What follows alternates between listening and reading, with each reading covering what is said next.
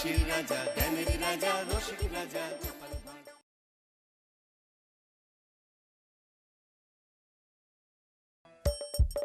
হাসির রাজা, জ্ঞানের রাজা, রসিক রাজা।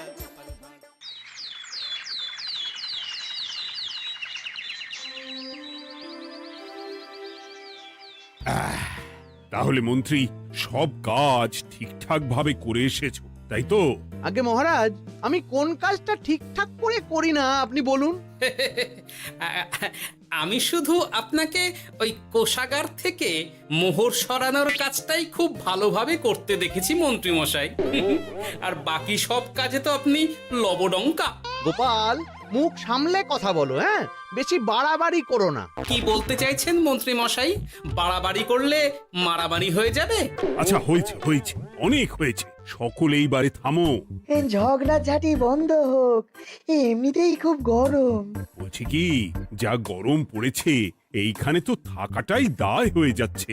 উফ, আর যে পেরে উঠছি না। মনে হয় আপাতত এখান থেকে কদিনের জন্য। মহারাজ, বাইরে রাজ্যের প্রজারা জড়ো হয়েছে, সকলে মিলে বিক্ষোভ করছে। একবার শিগগির আসুন মহারাজ, নইলে সাংঘাতিক কিছু একটা ঘটে যাবে। কি হলো? আবারও কোনো সমস্যা হলো নাকি? আমাদের রাজ্যের প্রজারা তো যথেষ্ট বোঝদার, তারা তো এমনি এমনি ঝামেলা ঝঞ্ঝাট সৃষ্টি করার মানুষ নয়। গোপাল, চলো গিয়ে দেখি।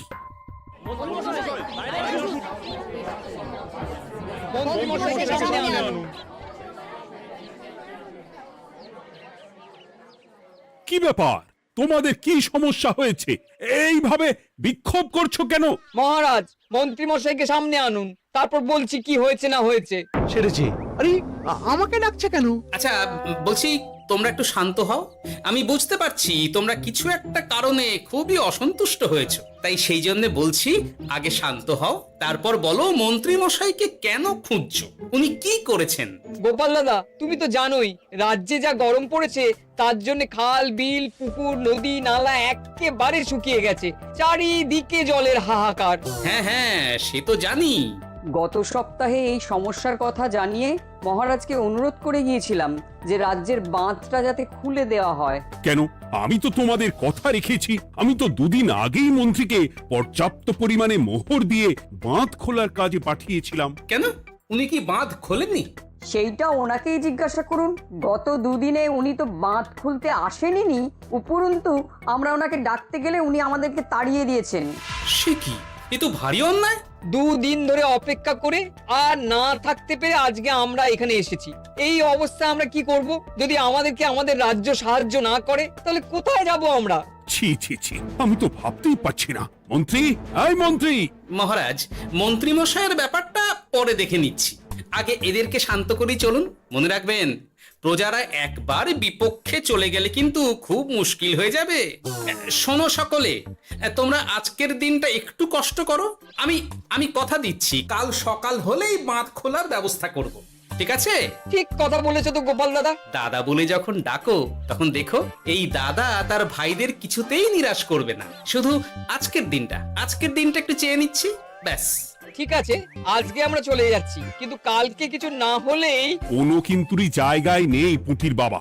আর তোমরা আর রাগ করো না। চিন্তা করো না, সকাল হলেই সাঙ্গ পাঙ্গ নিয়ে আমি বাঁধ খোলার কাজে নেমে যাব।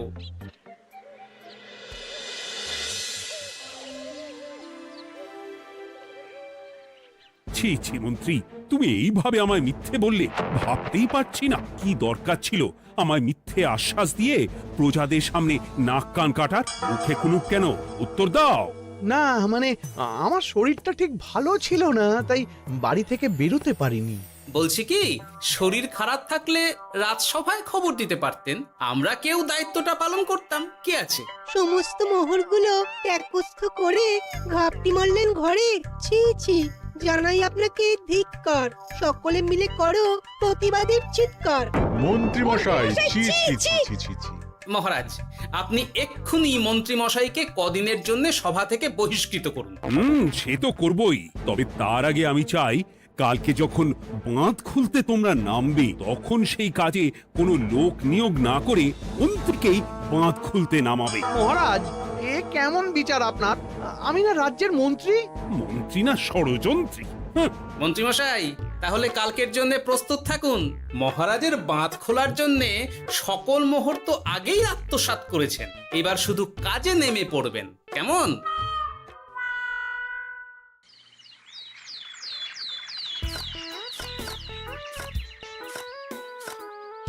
ওহ গোপাল, এইবারে ছেড়ে দাও, আর পাচ্ছি না। এত সহজে হাল ছাড়লে হবে বলুন? এই কে আছো? ওই শাবল কোদালগুলো দাও, আমি এদিকটায় খুঁচিয়ে দিই। সভাকবি, বিজ্ঞানী, এসো এসো এসো, হাত লাগাও। সবে মিলে করি কাজ, বাঁধ খোলা হবে আজ। বাঁধ খোলা হবে আজ, মন দিয়ে করো কাজ। একদম, হাত লাগাও, জোর লাগাও। গোপাল দাদা, সভাকবি, বিজ্ঞানী দাদা আর আর বাকি দাদা ভাইরা আসুন আসুন, সকলে একটু শরবত খান। আমাকেও একটু শরবত দাও। মোহরগুলো খেয়েও তৃষ্ণা মেটেনি বুঝি? হুম? বাঁধ এক্ষুনি খুলবে, প্রজাদের সব জ্বালা জুড়বে। বাঁধ খুলে গেছে। আমাকে বাঁচাও, আমাকে বাঁচাও। কোনো সময় ভুল করলে নিজেই সেই ভুল শুধরে আবার ফিরতে হয়। আপনিও তাই করুন মন্ত্রী মশাই, নিজে নিজেই উঠে আসুন। চলো সকলে। গোপাল, তুমি তোমার সাথীদের নিয়ে যা করলে সত্যি ভাবাই যায় না। মহারাজ, নিজেদের রাজ্যের সমস্যায় নিজেরাই কোমর বেঁধে নেমে সমস্যার সমাধান করেছি, পরিস্থিতি মোকাবিলা করেছি। এর জন্য আপনি এমন করে বলবেন না। ওহ, তোমরা না থাকলে যে কি হতো। মহারাজ, আমরা আছি তো, এত ভাববেন না আপনি। আপনি বরং আমাদের সকলের জন্য কিছু খাবারের ব্যবস্থা করুন, খুব খিদে পেয়ে গেছে। হ্যাঁ, নিশ্চয়ই নিশ্চয়ই। তোমরা সকলে ভিতরে এসো, হাত পা ধুয়ে নাও, ততক্ষণে আমি রানীকে আহারের ব্যবস্থা করতে বলছি।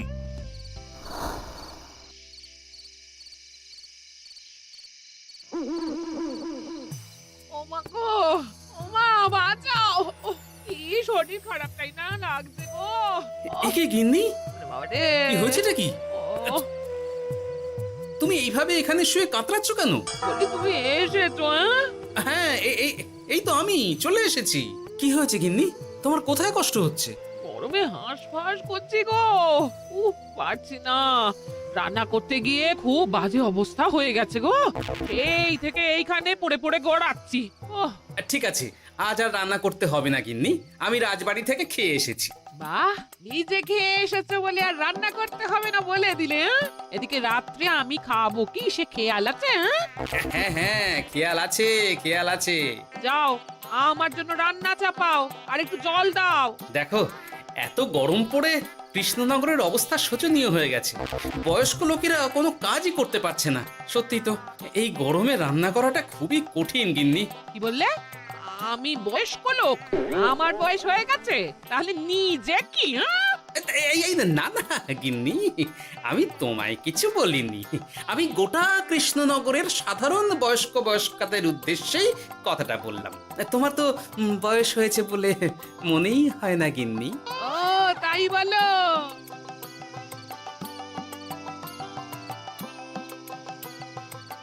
নাও গিন্নি, জল নাও। আজ না হয় আমি রান্না করব। হে ভগবান, মুখের একটু লাগাম দাও। এইভাবে যখন তখন সত্যি কথা বলিও না।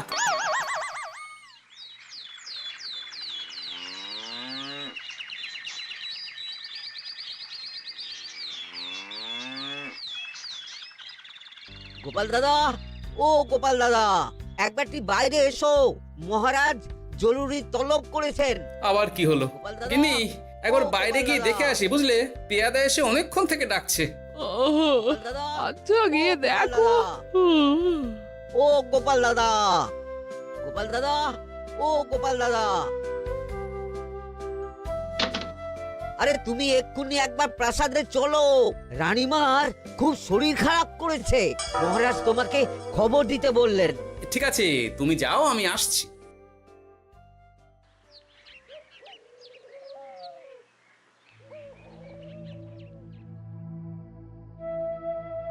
গোপাল, কি হবে বলো তো? রানী তো দুমদাম করে ব্যারামে পড়ে না। মহারাজ, ভয় পাবেন না, আমরা আছি তো। বৈদ্যকে পরীক্ষা করতে দিন, দেখি সে কি বলে। মহারাজ, অতিরিক্ত গরমের জন্যে শরীরটা খারাপ হয়েছে। আসলে উনি এই তীব্র দাবদাহ নিতে পারেননি। তবে চিন্তা করবেন না মহারাজ, আমি বাড়ি গিয়ে এক ধরনের বিশেষ পথ্য পাঠিয়ে দিচ্ছি। রানীমা খেলেই সুস্থ হয়ে উঠবেন। মহারাজ নিজের কানেই তো শুনলেন, রানীমার তেমন গুরুতর কিছু হয়নি, চিন্তা করবেন না। বৈদ্যর ওষুধে উনি সেরে উঠবেন। যাওয়ার আগে একটা কথা বলে যাই, গরমের এই দাবদাহ কিন্তু আরো ভয়ঙ্কর হবে, তাই সকলে খুব সাবধানে থাকবেন। শরীর যাতে ঠান্ডা থাকে এমন হালকা পাতলা খাবার খাবেন। আসি, রাজসভায় দেখা হবে। মহারাজ, বৈদ্যমশাই কিন্তু এটা ঠিক বলেছেন, গরম আরো বাড়বে, তাই দুজনেই খুব সাবধানে থাকবেন, কেমন? গতকাল তো আমার গিন্নিও গরমের চোটে কুপোকাত হয়ে গেছিল, শেষমেশ আমাকে বাড়ি গিয়ে রান্না করতে হলো আর কি। ও বাবা, তাই নাকি? তাহলে তো খুবই চিন্তার ব্যাপার। আচ্ছা মহারাজ, আমি তাহলে এখন আসি, আবার রাজসভায় দেখা হবে। এই গরমে আর এখানে থাকতে পারছি না, বলছি কদিনের জন্য না একটু অন্য কোথাও গেলে হয় না গো? গিন্নি, এই গরমে ঘরেই থাকো, অন্য কোথাও যাওয়ার মোটে নাম করো না। বাইরে বেরোতে গিয়ে যদি কোনোভাবে গরম হাওয়া শরীরে লেগে যায় তাহলে বিপত্তির আর শেষ থাকবে না গিন্নি। কিন্তু এখানেও তো যা গরম পড়েছে, পচে গলে মরে যাই আর কি। উফ গিন্নি, দয়া করে এইসব বাজে কথা বলা বন্ধ করো তো, আমার আয়ুর থেকেও তোমার আয়ু দীর্ঘ হোক। বাহ, তুমি এসব কথা কোথা থেকে শিখলে গো? হুম? এই তো তোমার থেকে আর কি। গোপাল, গোপাল, রাজ্যের অবস্থা খুবই বেহাল। এই সবই আমাদের পোড়া কপাল। আরে সভা কবি, কি হয়েছে? তোমাকে দেখে তো মনে হচ্ছে তুমি কিছু... বিজ্ঞানী মহারাজ দুজনেই অজ্ঞান, ঘটি ঘটি জল ঢেলেও ফেরাতে পারেনি তাদের জ্ঞান। কি বলছো কি? তা তুমি এই ব্যাপারটা জানলে কি করে? গিয়েছিলাম একটু আগে বিজ্ঞানীর বাড়ি, গিয়ে দেখি লোকজনের ভিড় সারি সারি। সে কি? শুনলাম মহারাজ তাকে কিছু বলতে এসেছিলেন, তারপরে দুজনে বাইরে বেরিয়ে আসতেই অজ্ঞান হয়ে গেলেন। মহারাজ বিজ্ঞানীর বাড়ি গিয়েছিলেন, তাও আবার রানীমাকে ছেড়ে? রাজবৈদ্য কত করে বললেন এই সময় যখন তখন ঘরের বাইরে বেরোবেন না, কে শোনে কার কথা? আমার মনে হয় মহারাজ তেমন কোনো গুরুত্বপূর্ণ কিছু কথা বলতেই বিজ্ঞানীর বাড়ি গিয়েছিলেন। গরম কমানোর উপায় আলোচনা করতে হয় তো গিয়েছিলেন। আমাদের মহারাজ তো নিজের চোখেই দেখেছেন এই তীব্র গরমের চোটে রাজ্যের কি অবস্থা, কি অবস্থা। ঠিক বলেছো গিন্নি, আমার এই কথাটা তো মাথাতেই আসেনি। ধন্যবাদ গিন্নি, অসংখ্য ধন্যবাদ তোমায়। আমায় পরে ধন্যবাদ জানিও। হ্যাঁ, এখন আর দেরি না করে বৈদ্য মশাইকে সঙ্গে নিয়ে বিজ্ঞানী মশাইয়ের বাড়ি যাও। হ্যাঁ,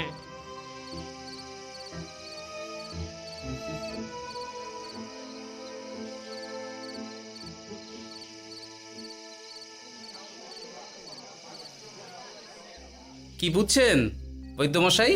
খুব একটা ভালো কিছু বুঝছি না গোপাল। দেখো, সত্যি বলতে ওই কৃষ্ণনগরের অবস্থা খুবই বাজে, তাই এখানকার মানুষেরা একে একে অসুস্থ হয়ে পড়ছে।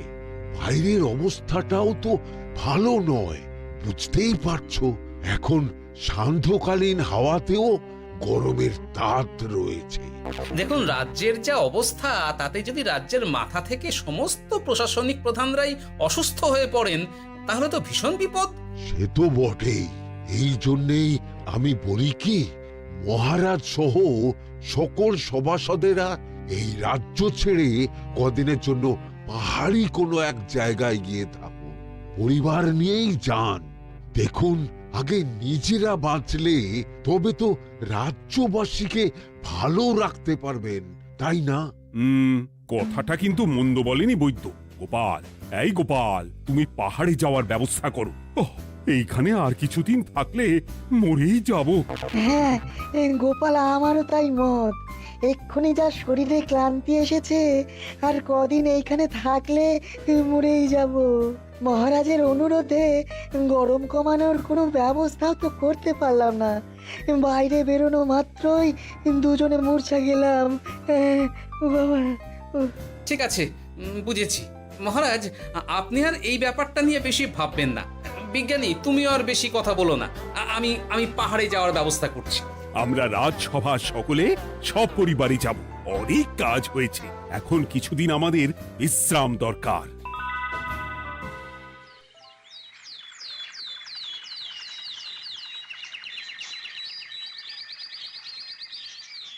এ কি গোপাল, মন্ত্রীকেও তুমি আমাদের সঙ্গে নিয়ে যাচ্ছ? তুমি কি সব ভুলে গেছো? মহারাজ, আপনি খামোখা উত্তেজিত হবেন না। আপনার শরীরটা কিন্তু ভালো নেই। আর মহারাজ, আপনার রাজ্যে বাস করে আপনার থেকেই শিখেছি বিপদের দিনে পরম শত্রুকেও দূরে ঠেলতে নেই। গোপাল এটা ঠিক কথাই বলেছে। যতই হোক, উনি তো আমাদের মন্ত্রী, তাই এই বিপদের দিনে ওনাকে ফেলে যায় কি করে বলুন তো? সত্যি গোপাল, তোমার তুলনা নেই। ঠং, সবই নাম কেনার চেষ্টা। গোপাল, চলো এইবারে রওনা দিই। বলছি, খাবার দাবার আর জলের কলসিগুলো উঠেছো তো? হ্যাঁ, খাবারের পাত্রগুলো আপনার জিম্মায় থাকবে, আর জলের কলসিগুলো আমি সামলাবো।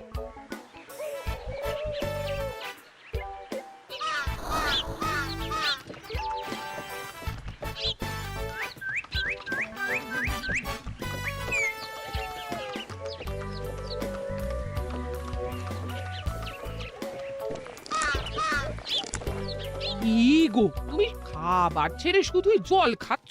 ওদিকে মন্ত্রী মশাই যে সব খাবার একাই সাবার করে দিলেন। না ভালোই তো, খাক না।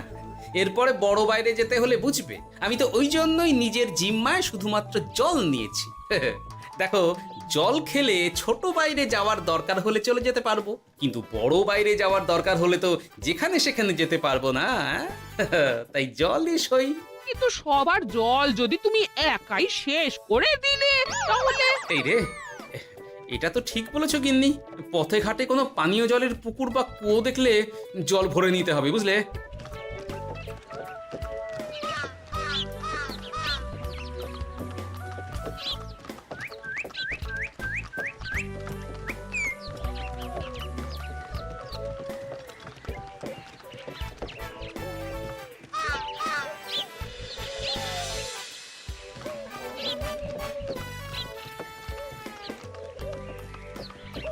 সকলে আসুন।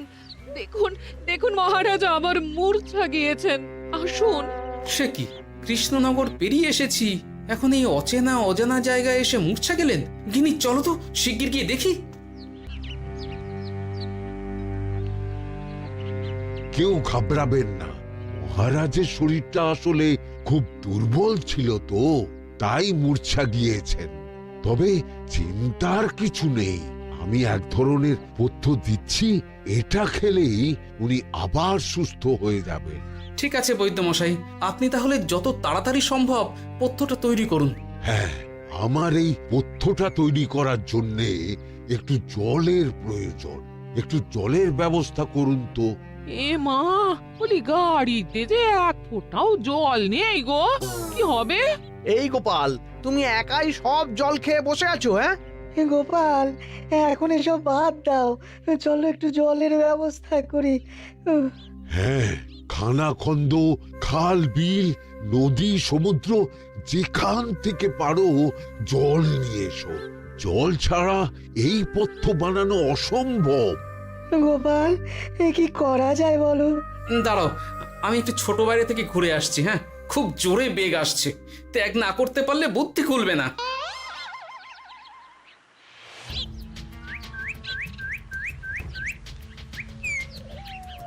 ওদিকে একটা পাত কুয়ো দেখতে পাচ্ছি মনে হচ্ছে।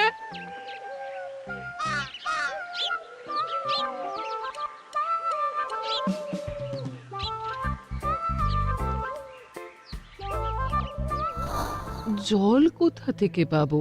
তবে কি জলের অভাবে আজকে মহারাজ সুস্থ হতে পারবেন না? রানীমা, ব্যাকুল হবেন না, আমি আছি তো। আমি থাকতে কিচ্ছু অঘটন ঘটবে না। সকলে শুনুন, বিশেষত মহিলাদের বলছি, আপনারা সকলে নিজেদের কাছে যত শাড়ি আছে সেই প্রত্যেকটা শাড়ি আমাকে দিন। আমি শাড়ি জুড়ে জুড়ে লম্বা রশ্মি বানাবো, তারপর সেই রশ্মিতে বালতি ঝুলিয়ে জল তুলব। দয়া করে কেউ দেরি করবেন না।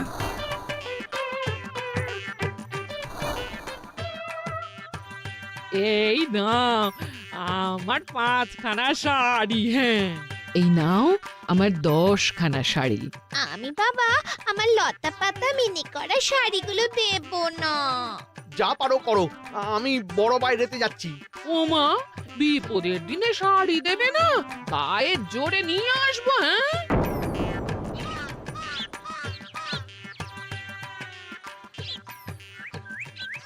এ বাবা, এখনো কিছুটা কাপড় লাগবে তো। যা গভীর পাতকুয়া, সবার সব শাড়ি তো কাজে লাগিয়ে দিয়েছি, এখন কি হবে? আরে ওই তো কার একটা ঝোপের কাছে ধুতি পড়ে রয়েছে, যাই ওইটাই নিয়ে নি। এই গোপাল গোপাল, আরে করো কি, ওটা তো আমার ধুতি। আরে আরে আমি এই ঝোপে বড় বাইরের জন্য এসেছি। আরে মন্ত্রী মশাই, বড় বাইরে করার সময় অযথা অন্যদিকে মন দেবেন না, তাহলে পেট সাফা হবে না।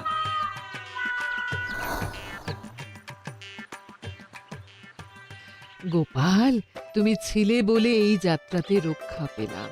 ভগবান তোমাদের অনেক অনেক মঙ্গল করুক। এই দেখো না, ওরা না আমার লতা পাতা আঁকা শাড়িগুলো নিয়ে নিয়েছে। এই দূর তোমার শাড়ির লতা পাতা, আমি নিজেই জড়িয়েছি বড় বড় ঘাস পাতা। চুল করছে রে, দূর ছাতা।